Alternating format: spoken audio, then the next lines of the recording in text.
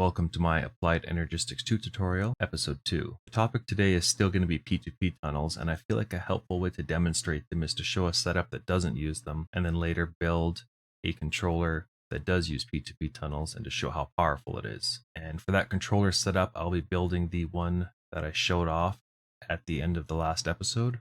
Alright, so this is the basic part of the ME controller that I'll be expanding later in the video.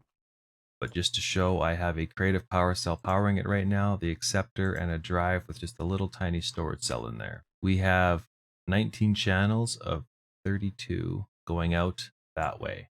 And I wanted to talk about these, the dense ME conduits. And there's a huge advantage. There's two advantages to using these if they're in your mod pack. First, they don't have graphics that get updated. So if you're down there and you're breaking interfaces and changing how many channels are being used, this is actually updating. And if you could imagine a large base, that's graphically getting re-rendered all the time. So it's kind of taxing on the system. So for long runs, I'll actually use these dense conduits in place of these. I usually just like to place these at the start and the end of a line just to count my channels. And then of course it also has the regular ME conduit. And if you didn't know how these things work, you can stick many, I guess you can't combine it like that.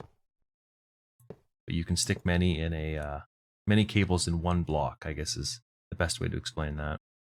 Something glitched out when I tried to place the ME conduit here, so I actually had to break everything in this area and then replace the conduits down.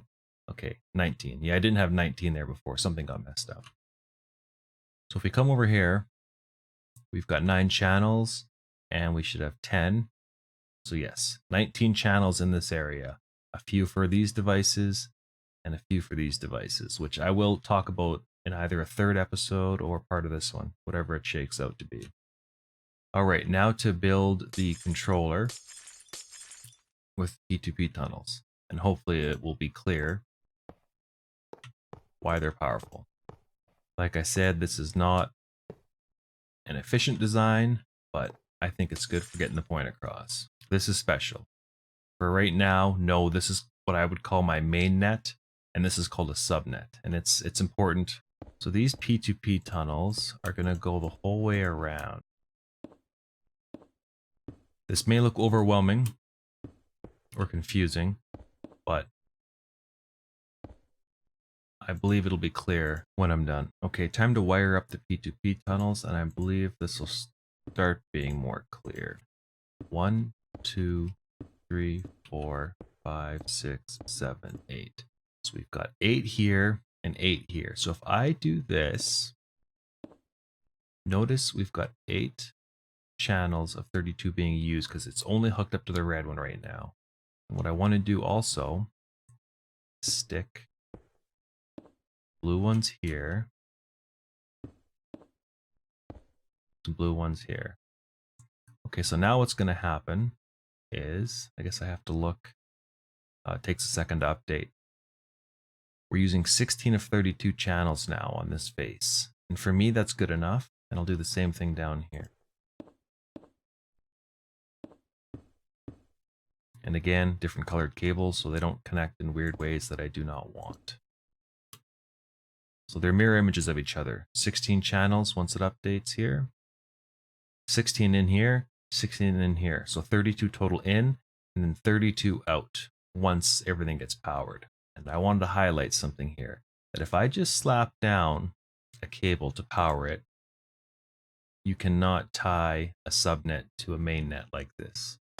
So it's very important to throw down a quartz fiber and then another colored cable that won't connect to these ones.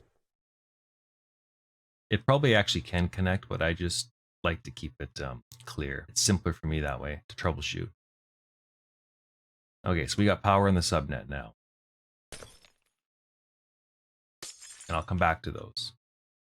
I just want to get rid of the channel usage. So that should hopefully update. 0 of 32. Okay, I grabbed 2 of these memory cards. And I'm just going to pick this one by shift right clicking. And then click one up here, shift right clicking. And you just have to stay organized. You can look at the frequency, it tells you a number. I think you can look at this.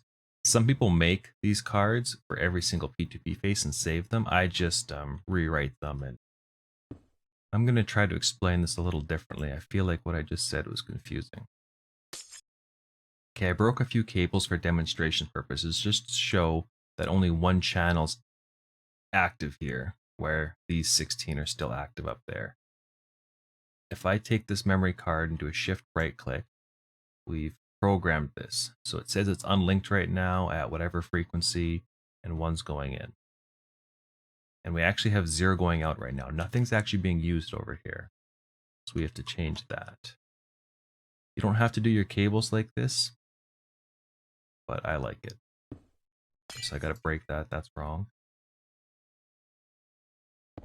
Throw a tunnel down here. I can put this back now and then take that card and program it. And we should see it'll take a second to update. Okay, it's online.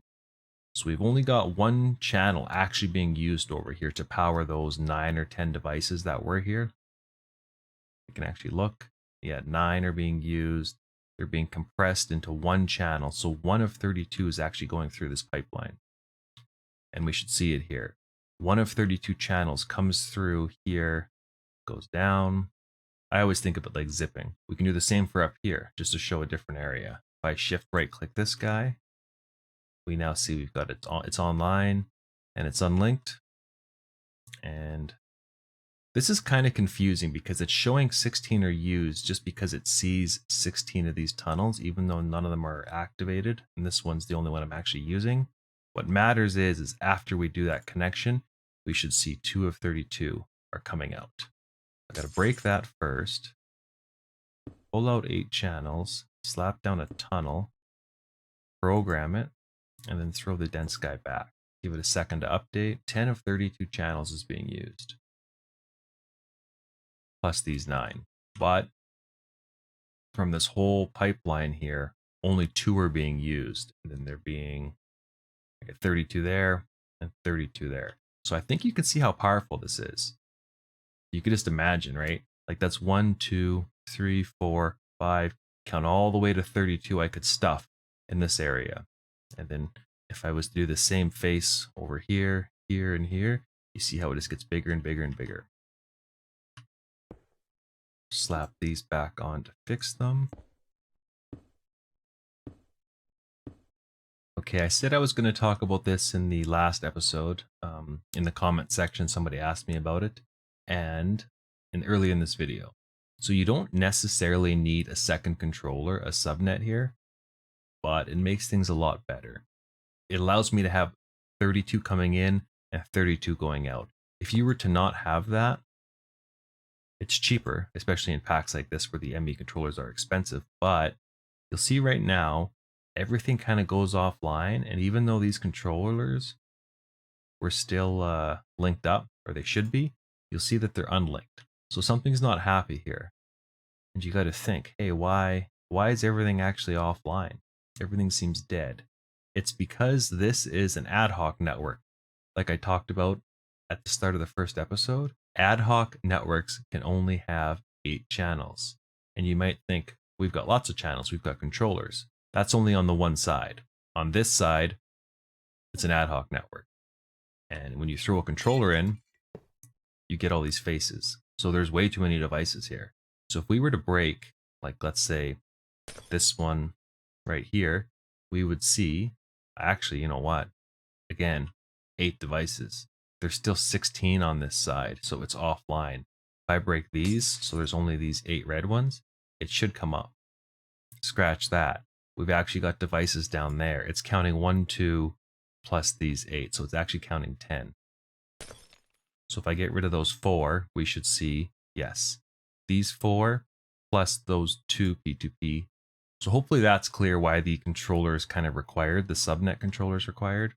It severely bottlenecks how much you can stick on a network. And now it's no longer ad hoc and everything's alive. And those 2 channels have come back to life.